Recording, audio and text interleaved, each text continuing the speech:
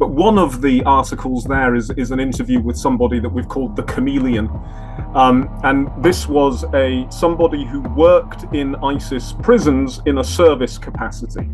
So he was doing a kind of technical service job. He wasn't involved in torturing or hurting anybody. And we have and he's called the chameleon because it's an interesting story, because this is a guy that started off working for the Assad regime and then defected from the Assad regime, went home to Raqqa, his hometown, ended up working in a prison run by Islamist groups, Islamist militias. Then when ISIS took over from those Islamist militias, he transferred and kept on doing the same job in an ISIS prison, in the Stadium prison.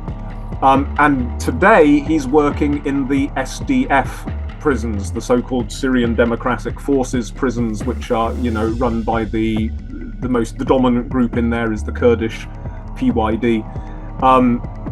So he's moved from one prison system to another, which is why we've called him the chameleon. And we've also talked to somebody who I would say is more guilty, somebody called Abu Saif, and he was an investigator, an interrogator for the Hisba Diwan, which was like the ISIS morality police, if you like. But that guy was actually known as a bit of a delinquent. He was known as a guy who had problems with drugs and was unemployed and wasn't much use.